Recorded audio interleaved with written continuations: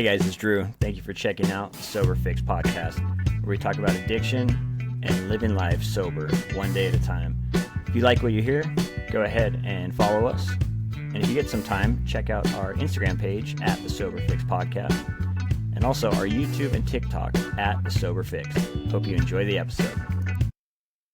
We are back, guys. We are back for another episode of the Sober Fix, and I love having you guys on, man. And I told you before, the episodes that we make, I think a good portion of them are in the top 10 out of my podcast plays, and I always love getting to talk to you guys. You guys are great friends in recovery, in sobriety, in life in general, and I appreciate all the work that you guys do, going into treatment centers and just spreading the word. And I know Whitney had a year recently. Robert has 39, so that's 40. I have 5. We got a combination of 45 years sober in recovery here, which is pretty cool. I just want to check in with both of you. Robert, what's new, man? What's been going on?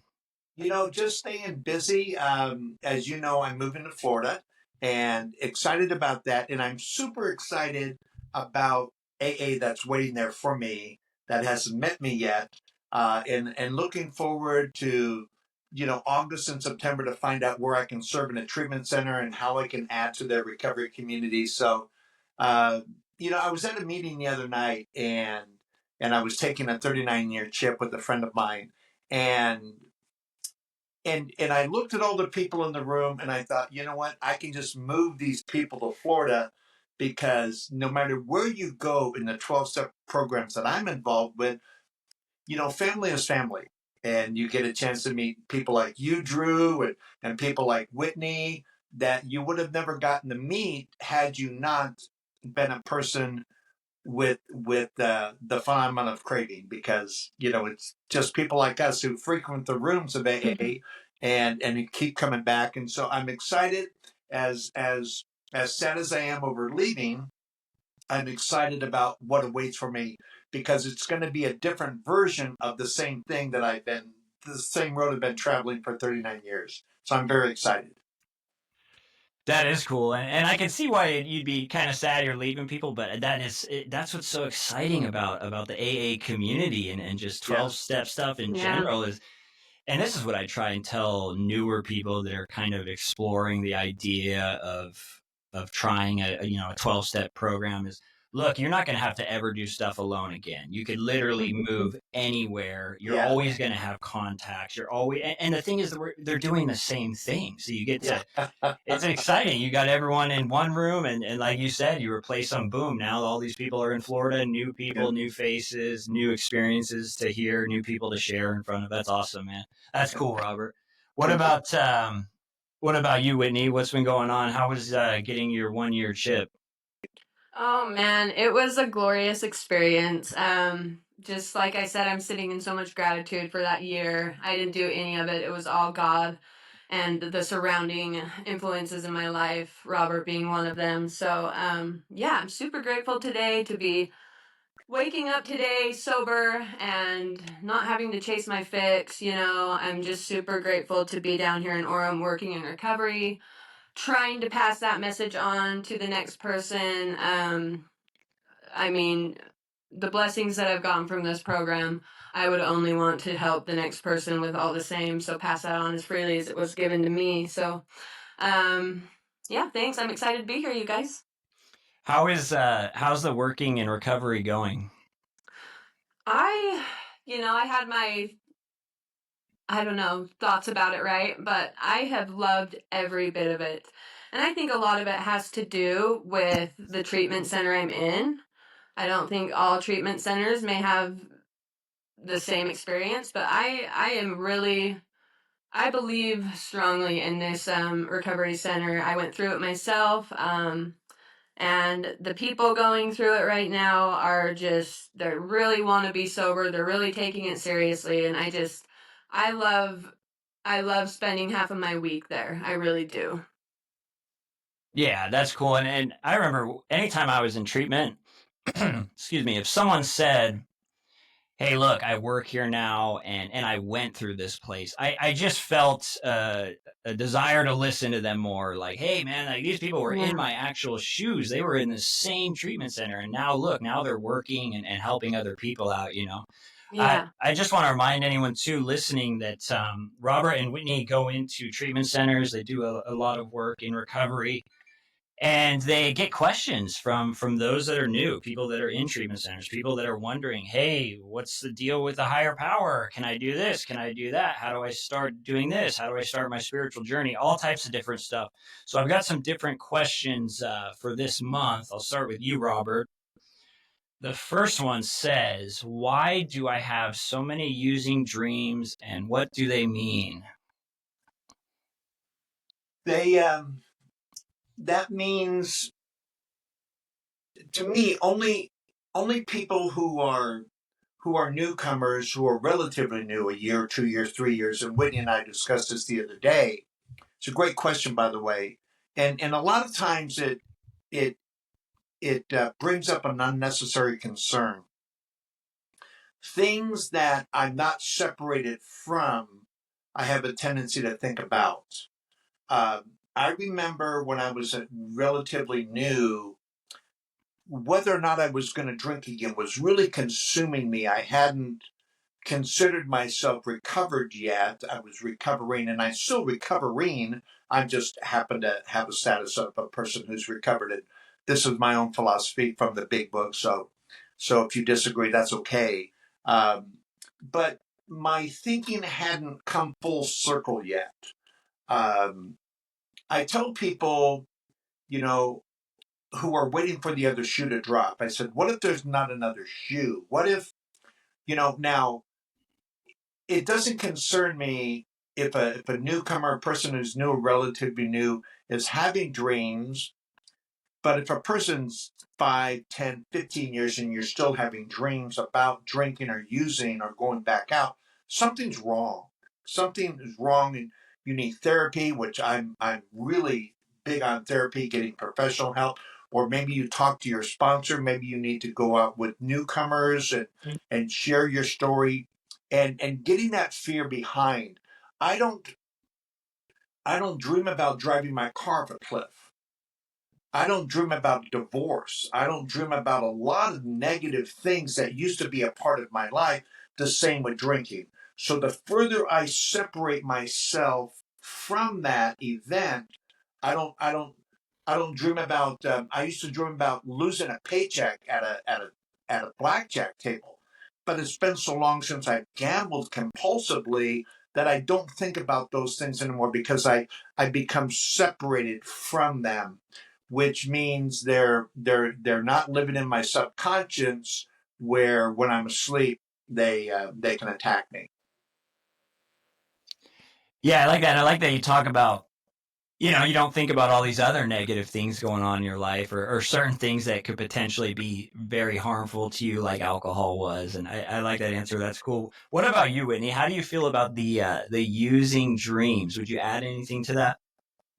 Well, I just, in my own experience, I frequently still have using dreams, and I know I'm just a year sober, so it's slightly acceptable, but Yeah. I honestly just think it's kind of the disease in the back of your head, just reminding you that it's still very active in your head and in your, I mean, I used hard drugs for 20 years straight, and lots of them. And so that's really imprinted in my subconscious, I'm sure. And I don't know. I frequently have them. I had one the other day. They are lessening, and Yeah. the power of them, like the influence they have on me, is also lessened.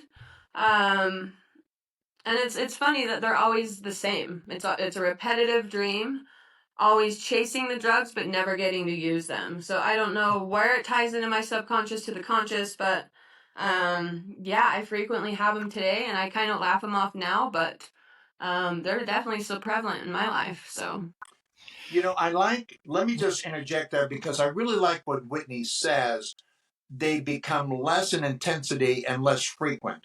And that's and as long as you see yourself going in that direction, there's nothing wrong. They're normal. I think they're normal because we did drink and use for a long time. Some of us have a more checkered past than others. Some of us did more damage than others. Some of us used more heavily than others. Some of us use for a longer time than others. And so those things really are calculated into that. But I like what Whitney said. They're becoming less in intensity and they're becoming less in frequency. And as long as you see yourself going in that direction, you're perfectly fine. I don't think there's anything wrong. Yeah, and I can definitely relate to both of your answers because I used to have them a lot, like you guys talked about with the intensity and the frequency, and it used to freak me out. I used to go, oh my gosh, like and panic. And sometimes I remember when I was in drug court, I used to have to do random testing. I'd call a number every day in the morning. I used to wake up and in my dream I will have used, right? And I'd wake up in a panic. Oh my gosh, I have to test today. This is crazy. And then I look around and I realize, oh, I'm in my sober living. Like everything's okay, you know? But, Yes. but I will say this, I used to panic over it. I used to trip out on it. I used to freak out over it. Now it's kind of like a boost of gratitude because Yes. I have this chaotic dream chasing the drugs, chasing getting high, and then I wake up and I get to go, oh yes, like that's not happening anymore, you know. All right, I want to get to the next question. I'll start with you on this one, Whitney. It says, how long do I have to be sober before I can be a sponsor? So what my sponsor told me and others in the community is that all you need to start that is to have worked the steps and to have more time than the other person. And I'm sure there's, different people have different opinions on that, but that's what I was told, and I like to keep it simple like that. I think it's important if you see, like, I started sponsoring pretty quick. I got 6 months and I was sponsoring people, and I oftentimes felt very, initially I felt a little not ready for it, right? But I would tell my sponsees that, and I would say, hey, I'm just getting started with this. I know what I know. I know my personal experience with it, but my sponsor and the grand sponsor and the whole family line, they all know if I don't have the answer, they will, And so that was something I'd make sure to communicate, in my early days. But yeah. Yeah, and that makes me think of a question too, Robert, is the best way to learn how to be a sponsor by kind of just being thrown into it? You've worked your steps, you've had that spiritual awakening. Is that really how anyone learns, is just by doing it and kind of and having, like Whitney said, your sponsor, grand sponsor as backup or people to call if you run into problems? And I just want to, that's a great question. I'll address that in just a moment. But I think what Whitney said underneath what she said is really important. One of the reasons Whitney has confidence that she does is because she serves other people. Oftentimes, we think the 12-step recovery program is about therapy, me feeling good about me, right? Well, me is the problem. I'm the problem. So the way that I feel good about me is to invest in you, Drew, or invest in Whitney, or to invest in Scott. And helping other people is what elevates my regard toward me. Wow, I'm important. Whitney calls me one of her mentors, and I'm so honored to have that role. And that makes me, we talked about it the other day, Whitney, response able. So now I want to learn more because of Whitney or someone like her, or Phil or Jari or Ricardo, one of my other sponsees, they expect me to know. Therefore, it makes me a better student because I'm a better teacher. And the better teacher I am, the better student I become. So it's very cyclical. And it's why, and we hear in the rooms a lot, if you've been sober a year and you've worked all the 12 steps, why are you waiting? I'm so glad, and I know Whitney's sponsor and her grand sponsor, I'm so glad they said, you know what, you want to learn how to swim? Jump into the deep end of the pool. I'm here for you. Let's go help somebody else. You want to feel good about you? Help somebody else feel good about them.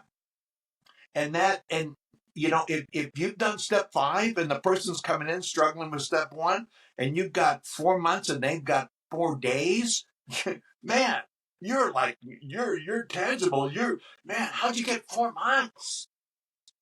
How'd you do step 5? I'm struggling with step 1. Let me tell you what I did. And all of a sudden, you go home at night and you think, I helped someone. I must have value. And I think it's so vital to a person. So the earlier you get involved in helping others, the earlier you feel good about who you are. If you want to have value, give value. Yeah, and the thing too is, as I look back when I was still drinking and stuff, I wasn't helping anyone with anything. I mean, maybe in the beginning, maybe when I first started drinking, and it hadn't controlled everything yet, I'd help a friend move, I'd do some stuff here and there. But as time went on, I was the only person I thought about all day long. Didn't think like highly about myself, but all I did was think about myself, And then as all of a sudden I kind of transition into recovery, and they're saying, hey, look, you need to be involved in service. You need to get out of your own head. You need to get out of yourself. You need to try and help someone else out. And I remember thinking in my head, I'm like, do you guys not listening to what I have going on? Like, I have probation fees that are like 20 grand. I can't get a job. I had felonies at the time before I got rid of them and everything, and I just could not see the value in that, but I've kind of learned along this journey that a lot of times I can't see the value. People, I take some suggestions from other people, I try it out, and suddenly the value eventually reveals itself, and I found that in trying to work with people that are newly sober. I think it takes your recovery to a whole nother level, Yeah, it does.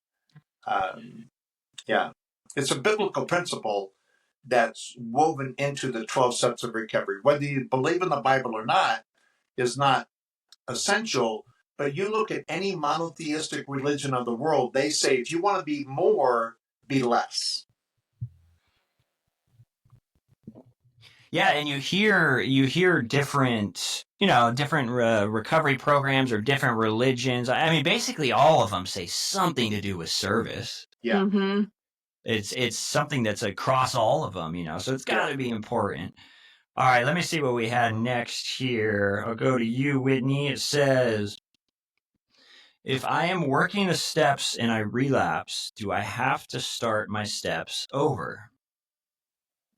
Well, I would say yes. I personally relapsed in my first, attempt at the steps. I got to step 5 and relapsed, and I had to start over. And I kept my same sponsor, but I did start over. And I think it's super important to start over because the ultimate issue is that we figured out we are powerless again, right? We believed that maybe we weren't, and we went back out and had another try at it, and boom, fell on our face, right? And so why not take it back to step 1? Why not start all the way over and make this attempt consistent, and all concurrent. I don't know if that makes sense, but yeah, it totally does. And Robert, would you say the same as to starting over for someone that has relapsed? I think it's critical to go back because, like what Whitney said, at some point you don't think you're powerless, and that is the entirety of step 1, just total surrender. The only thing I add to that as a relapse specialist is, where did you think you were? Let's work our way backward, but we're going to end up in step 1. Because I had this friend of mine, Pete the Greek, in Las Vegas back in 1986. And Pete would say, he was 20 years sober at the time. He was a freaking legend. And I would say, hey, Pete, what step you on? And I knew what he'd say. He said, I'm on step 1. It's the only step I need to do to perfection. Everything else, I make mistakes in all day. And he was a New Yorker, Caesar's Palace kind of guy. But he was adamant, step 1, because in reality, guys, this, we make mistakes. I met with a person yesterday and I had to say, I'm sorry to this person. And she was kind enough to forgive me and we can move on. And I've made a mistake in step 10. I made a mistake with people. But you know what? For 39 years, I've never made a mistake with step one. That's the only step I've never made a mistake in. All the others, I've made countless mistakes and I haven't gotten drunk. I've been miserable and I couldn't stay there long, but I've never made a mistake in step one. And that is my sobriety. You know how you get to be an old timer? Don't drink and don't die. Those are the only two requirements. Everything else is up for grabs. All right. Yeah, I love that. I'm going to start. I'll start with you on this one, Robert. It says, this is a good one, too. When will I stop missing my old life? You know, one day, and I remember it distinctly. I don't remember the day, but I remember the feeling. I remember walking into a meeting and I realized I was home. And I didn't have to ever go anywhere else again to feel the way I always wanted to feel, like you really like me, you really care about me, I really have value to you. And I found that in the rooms of recovery.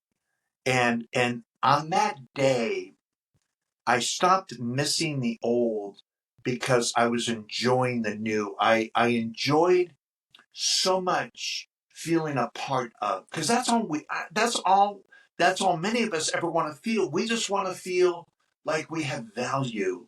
And I'm not saying that people didn't show me or they didn't care about my value. I just never received it. And so I remember one day I walked into the room at the Turning Point in Las Vegas, Nevada, back in 1986, and I was home. And at that point, I was willing to give up my past because my present was so sensational. I'll never forget feeling like I was home, like Dorothy in The Wizard of Oz. At the end, she says, if I am ever looking to be happy, I never have to look any further than my own backyard. And at that point, the past was irrelevant because the present was so amazing. Yeah, I mean, I can relate to that too. I don't know when exactly it happened for me, but I do remember in the very beginning, I was always thinking about the good times with alcohol, the beginning, and it took me, and I would reminisce over it and I'd say, man, like, where did I go wrong? And I try and solve the whole problem. And then I remember at one point where I had been showing up to meetings. I had been talking with a sponsor. I had started to build a support network. I was trying to connect to a higher power. And I remember it all just kind of coming together. And suddenly I just wasn't missing the alcohol as much anymore. Yeah. And it wasn't as big of it wasn't something I felt like I was missing out on anymore, if that makes sense. Whitney, I'll ask you that just because it's such an interesting question. When will I stop missing my old life? What do you think about that question? Well, I asked myself that question in my early days of recovery, honestly. I mean, I would lie if I said I didn't have any fun. I would be lying if I said there weren't good times, like Drew said, maybe before all the chaos. But even in those good, fun times, there was always laced with some sort of darkness and I wasn't completely happy. When I found this program and had my spiritual awakening and sitting here today, like Drew said, I'm not, that obsession has been removed. I don't think about using. I would never want to go back.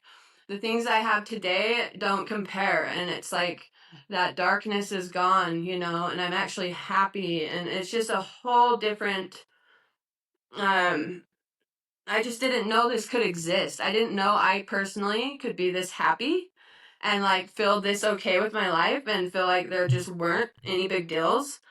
And even in my best days of my addiction, like the very best day, it was still just, I knew it deep down in my soul, I wasn't doing something right. I was doing something wrong. I was disagreeing with my morals. I was hurting someone somewhere, along the line. And that just, you can't be happy with those things underlying it all. So I, I guess I stopped missing or reminiscing about my past. I'd say about 6 months, 6 to 9 months. Yeah, I like, and when you talk about the darkness, I can really relate to that because even when I thought I was having a good time, it just didn't feel right. I was always in Right. there was always some internal conflict going on where yeah, I'm drinking and I'm like, oh, this seems kind of fun, but at the same time, I'm like, I know this is a problem. It just Yes. wasn't good, you know. I want to ask you this, Yes. Robert. This is another good one. It says, why is it important to have service commitments in early recovery? You know, the sooner going back to something we had previously discussed, service is my response. I'll say this first: my response to everything that God has given me. Um, and so, if I if I want to be, I wanted to be like my sponsor because he had what I didn't have. So I had to do what he did to get what he's got, right? And so I saw him serving, and I wanted to be a part of that service. He was chairman and secretary of a particular 6 a.m. meeting. He was manager at a Lotto club. He would go into treatment centers. He was just a servant, and I wanted to be like him. And so the sooner I saw that you saw value in me, I began to see value in me, real value, not just value because I had money or opportunity or a big bag of weed or or an 8 ball or I could buy drinks. That sort of value is misplaced. It's only temporary with people who only like me because I had what I had or I did what I did. In 12-step recovery, there's a real value placed on a person who serves. And I want to be known as and again, it goes back to I wanted to be known as a person I wasn't acting like. Does that make sense? I wanted to be known as a good husband, but I was a terrible husband. I was an adulterer. I wanted to be known as a father, but you know what? I walked out on my kids. I wanted to be known as a good son, but I'd steal from my mom. I I wanted to be a good sibling, but I I I went against all their wishes. So I wanted to be these things, but I was not acting. So recovery has taught me how to act like I want to be seen or viewed. And so the sooner we can get involved with that, and Drew, Whitney, and I know you agree, it's my association. The people I associate with are servants. Unless I'm serving you, I'm hanging out with servants. Every one of my sponsees serves, and one of the reasons they asked me to be their sponsor, which I'm so grateful and honored to be, is because they know I serve. They know that I put other people before me in order to get what I want. Because at the end of the day, who doesn't want what they want, right? Come on, and there's maybe the Pope or somebody other smarter than me is selfless, but I want to feel good about me, and I have found that the best avenue for feeling good about me is to showing you why you should feel good about you. Yeah, and when you're talking about you wanted to be known for someone different than you were acting, basically, man, that hits home for me because even when I was running around doing all the drugs and everything, and you talked about the stealing, and I'll add to that the lying and everything, I wanted to be known as a good person. It's kind of like the book talks about where it says that we're judging ourselves like based on our intentions, and the world's judging us Right? based on our Yeah. actions. You know, Yeah. that's what it reminded me of. Whitney, I'm gonna ask you this. It says, I only act out to add some normalcy to my life. Why is that wrong? Oh, I when I initially explored, drugs and alcohol, it was because I felt different. It was because I felt like something in my life was missing, or something was missing, right? And so I explored into this whole other life that I saw out there. It seemed, appealing to me. It seemed like, and so I go and try drugs. I get high. I smoke some weed. I drink some alcohol, and all of my worries go away, right? All of my pain goes away. All of this weird, I feel out of placeness goes away. And so of course it's a great feeling, right? I'm numbing out everything that I don't like in my life. And um and that's where it gets tricky. That's where I get sucked into this addiction, and that's where I think I was deceived by it. Like I felt like I was doing something good for myself when ultimately I was just digging my soul's grave, and I think I teeter-tottered on that for a long time through my 20s and my 30s. And once it was too late, it was too late. Once it was, even if I wanted to go back, I couldn't. Like, I was stuck. And that's where it got tricky for me in addiction, Things got really dark eventually. Yeah, and I felt that same way of kind of I knew I had a problem. I knew my life was continually getting worse, but I also knew I had a lot of work to do to turn it around. And so I kind of would just avoid it. Oh, I'll get sober tomorrow. Exactly.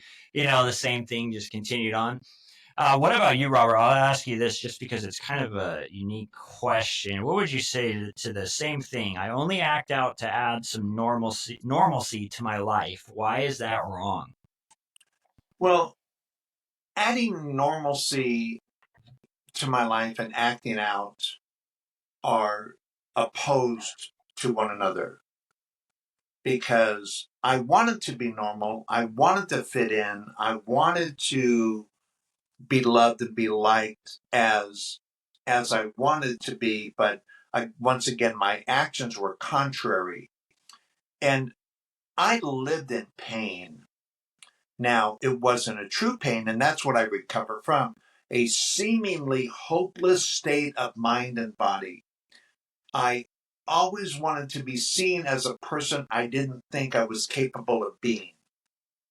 And so acting out was an escape from not measuring up.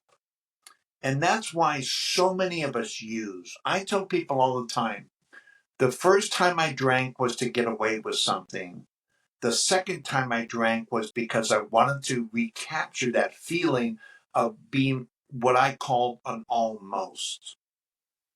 When you come from nothing, like so many addicts and alcoholics do, when you come from nothing and when you are nothing and you're always going to be a nothing, you're always looking for ways to escape. And the longer we're out there ripping and running, the longer we introduce substances and behaviors that are contrary to how we want to be viewed, but necessary to alleviate the pain that we're currently experiencing because we know we're never going to measure up. That's a lie. That's a lie because I'm the same person. I just don't drink or use, and I incorporated a step mindset into my daily life.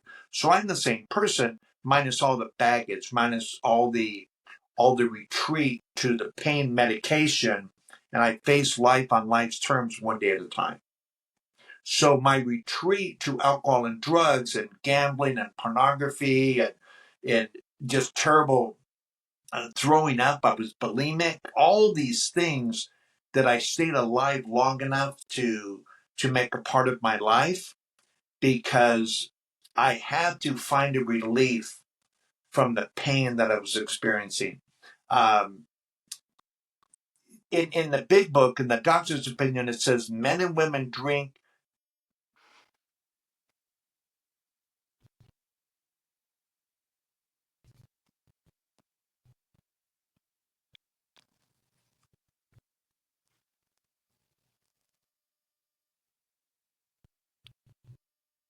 Oh, Robert, you got cut off. Let me see.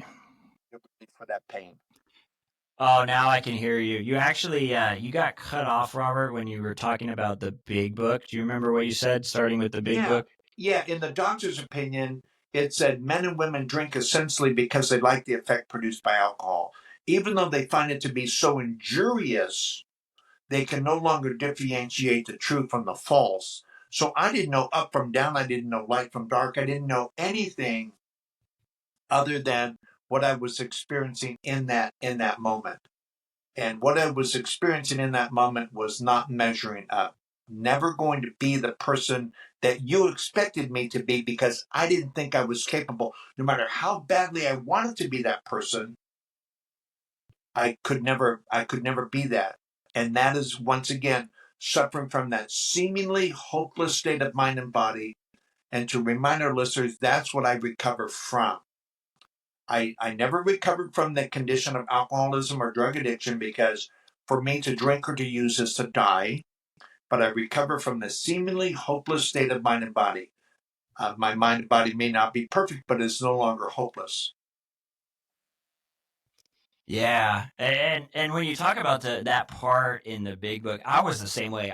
By the end of everything, I didn't know the truth from the false. I just didn't. Yeah. I thought that my problem is not that bad. I thought it wasn't affecting other people. Come to find out through a lot of the work in recovery, I finally realized, oh no, I was just out of it. I was super sick. I did not know the magnitude of what I was dealing with.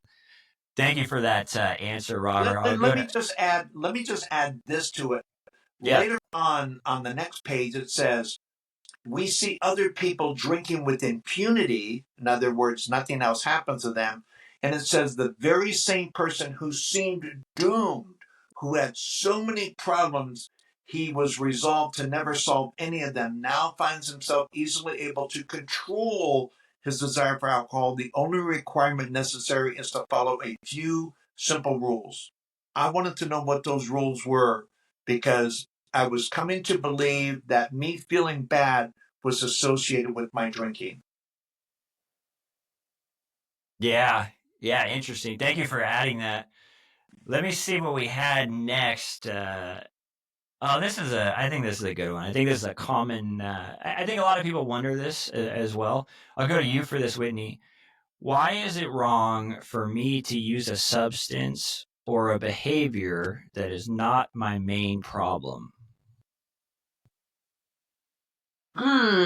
Because I would say because we're alcoholics, right? Even if our problem is cocaine, even if it's meth, even if it's crack, any substance that is addictive, I think I would respond to just the same, And so and it's just like my story went, I started drinking alcohol and smoking weed on the weekends.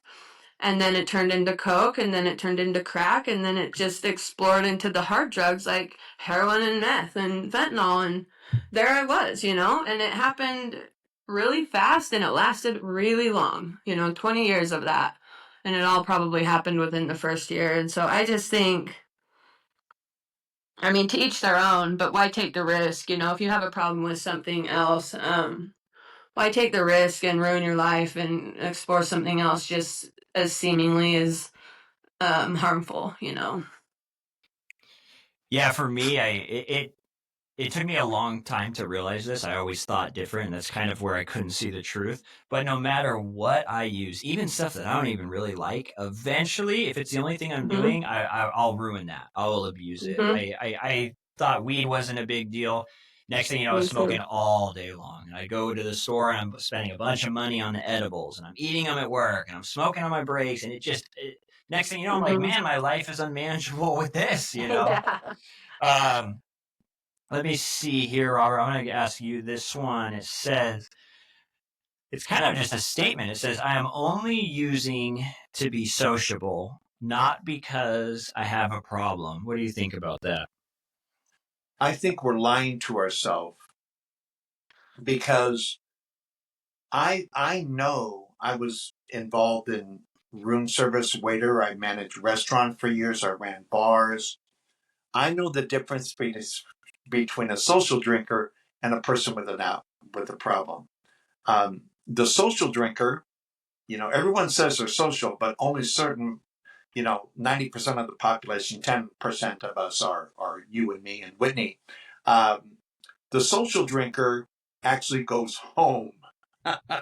Yeah. The social drinker has a driver's license.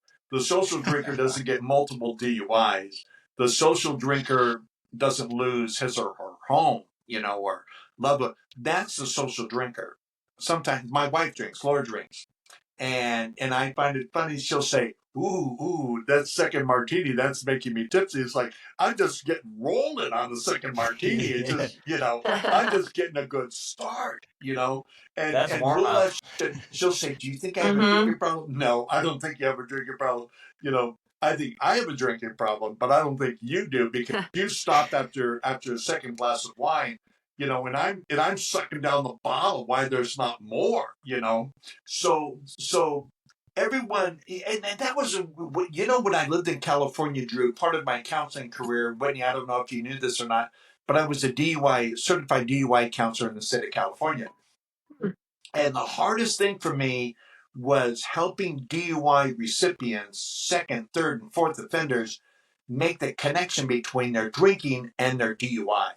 Believe it or not, they would say things like, "Oh, you just want me to be an alcoholic like you. I don't want you to be anything. I just want you to stop getting DUIs." Now, the fact that you are getting DUIs gives me job protection, right? They need me as long as you're an idiot, but stop thinking you're a social drinker when you're not. A social drinker can say they can have two. Remember those days?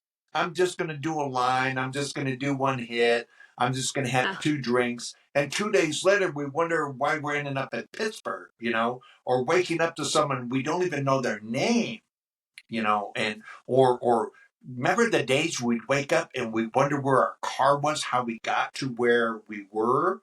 Where's my car now? I mean, social drinkers don't think like that. We do. We live that way for years.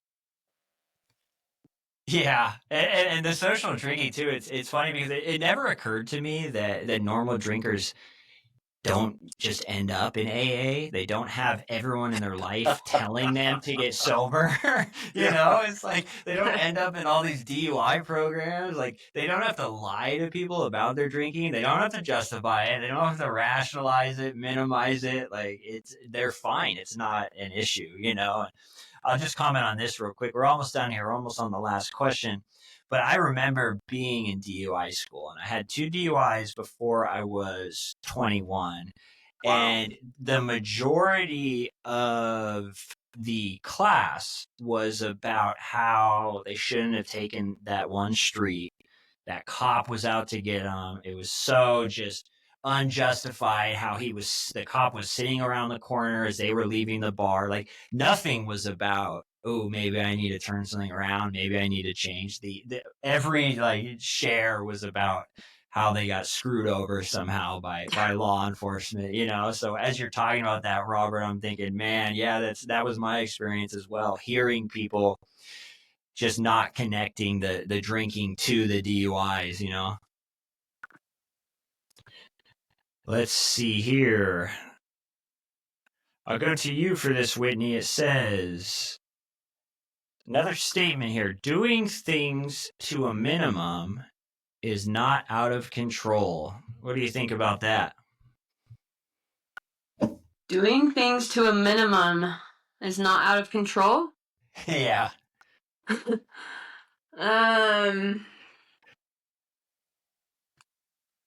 I guess I'd maybe pass that one to Robert. I don't understand the question. What do you think, Robert? What does that mean to you?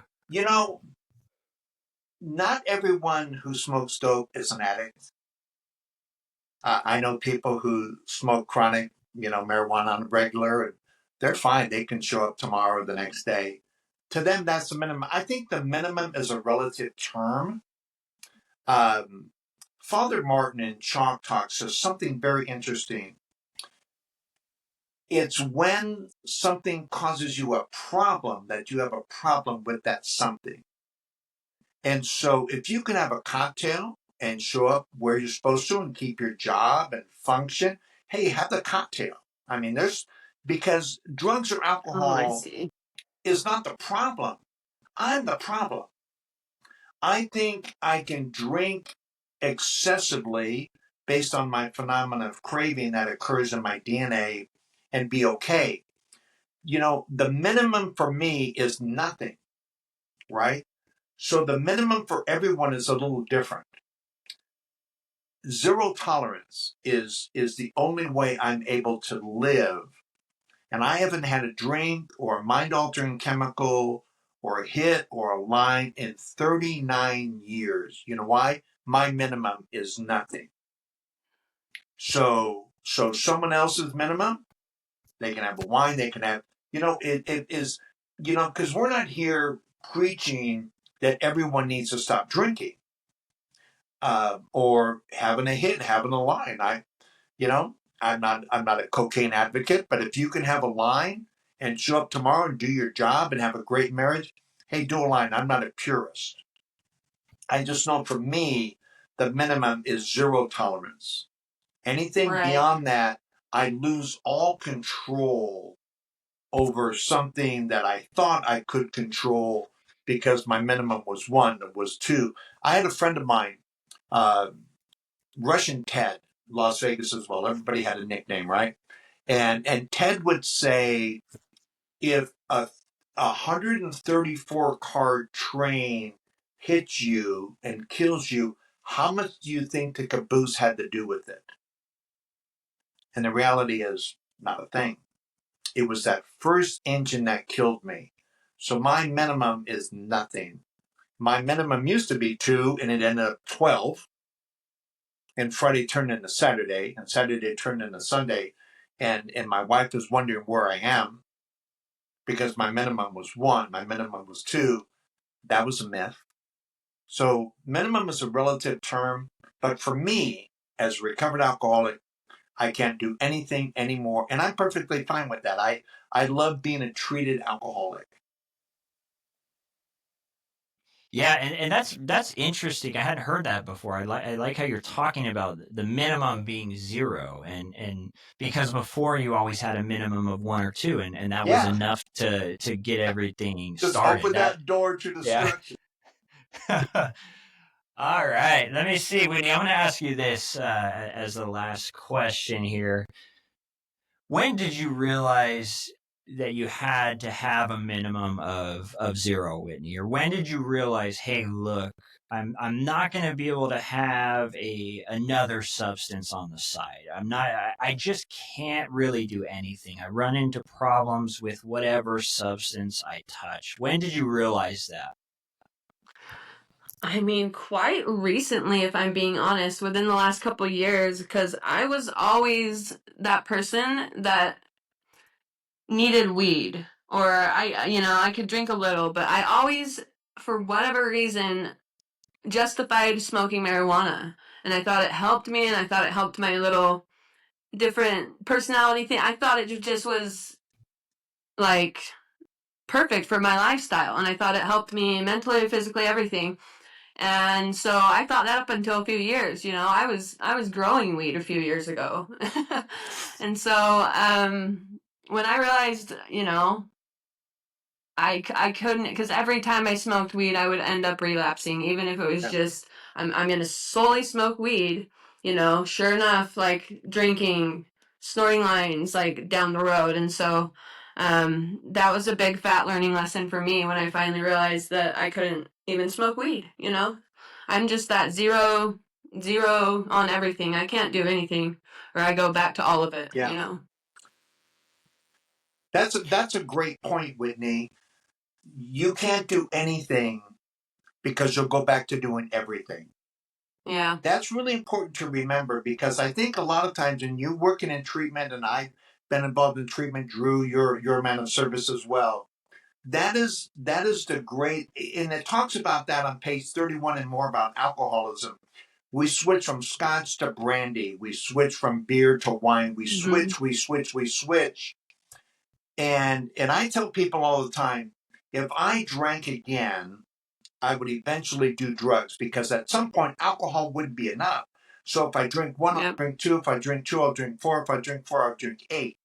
And then eventually I would get to drugs. If I did drugs, I would go back to alcohol right away, because drugs they were part of my story, but they weren't my DLC, my drug of choice. Alcohol was always my drug of choice, but I would eventually do drugs, because at some point I would want to stay up for 4 days which involved crystal meth or crank back in the day, or I'd hit the pipe. That would allow me to stay up 3 or 4 days to do what I wanted to do, which was to drink. So I have zero tolerance for everything. So I completely agree with Whitney because everything is a slippery slope. Yeah, and it was the same for me, and like I kind of mentioned before, even if it was marijuana, and the same thing for alcohol too. I would put down the hard stuff, and my alcohol consumption would go way up, way up. Mm-hmm. And I would only be able to only drink for a few weeks. And eventually what would happen is I would have an off night. I would start off with the beers, I would finish off with the harder shots, and I'd be just buzzed enough to say, you know what, like Robert talked about as well, this isn't enough. I want to go to the next level, and so I would always, no matter which substance I really started off with, I would always seem to end up in the same place, really. That's really important for all of us to remember because my first 12-step meeting was Gamblers Anonymous. It was a behavioral condition. It was a behavioral addiction. And not gambling caused me to drink more because I had to fill that void, that escape that gambling was providing. And I drank more often and in more places because I wasn't drinking in the casino during the day at a tabletop, 21 table automatic machine. I was drinking in my car. I was drinking more at home. I was drinking more because I had to fill the void that gambling provided.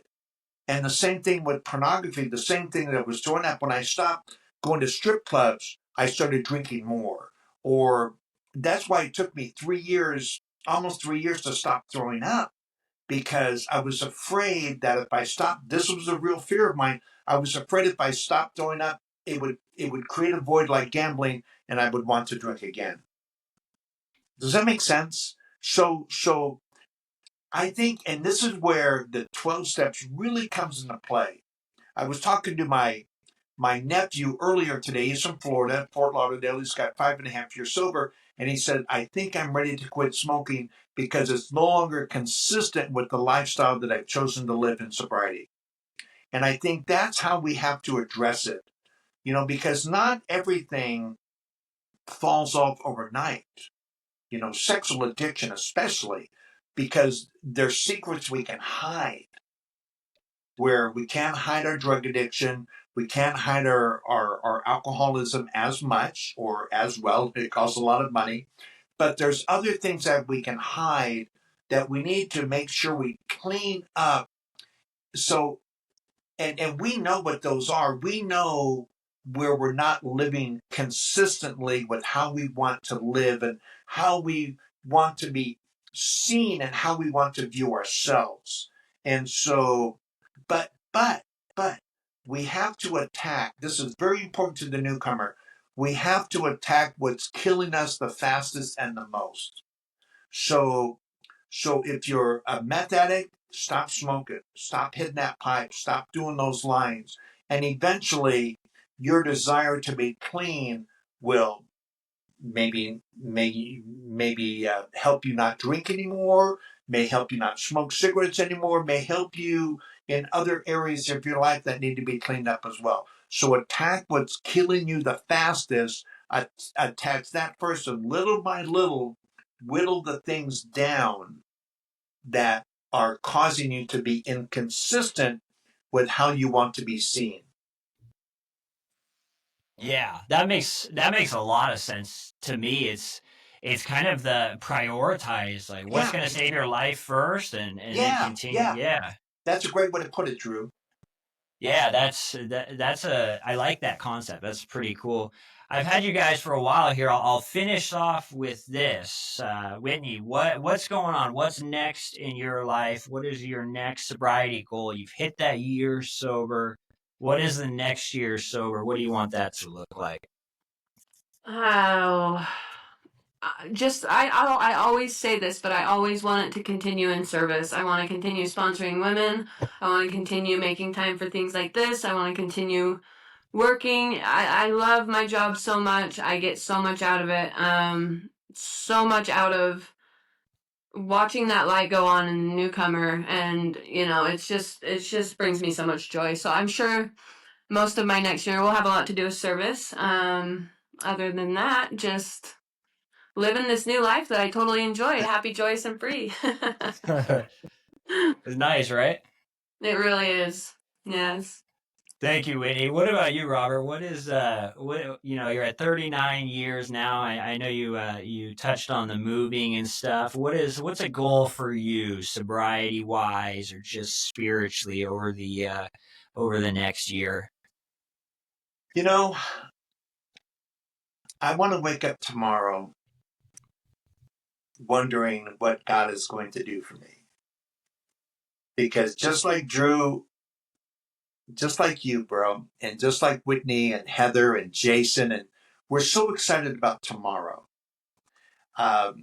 Because tomorrow is something that is a gift. And my response is, what can I do? How good can I feel tomorrow? Like I'm going to bed tonight. I'm going to go downstairs, relax with Laura, and just enjoy this life. I've had a great opportunity with Whitney a couple times this week. Drew, you're always a blessing. I'm thinking, if what I'm doing makes me feel this good, how good can I be tomorrow? And that's one thing that I've always learned to appreciate is the day. That's why today I have 14,258 days or thereabouts. I'm within 1 or 2 days because I always want to enjoy the day. I never want to get caught up in the year because I lose the month, I lose the week, and I lose the day.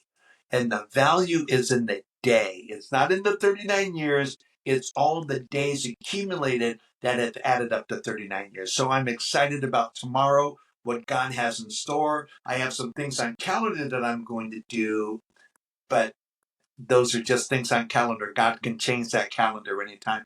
And everything I have and everything I owe to the 12 steps of Alcoholics Anonymous and a loving God as he would express himself in our group conscience.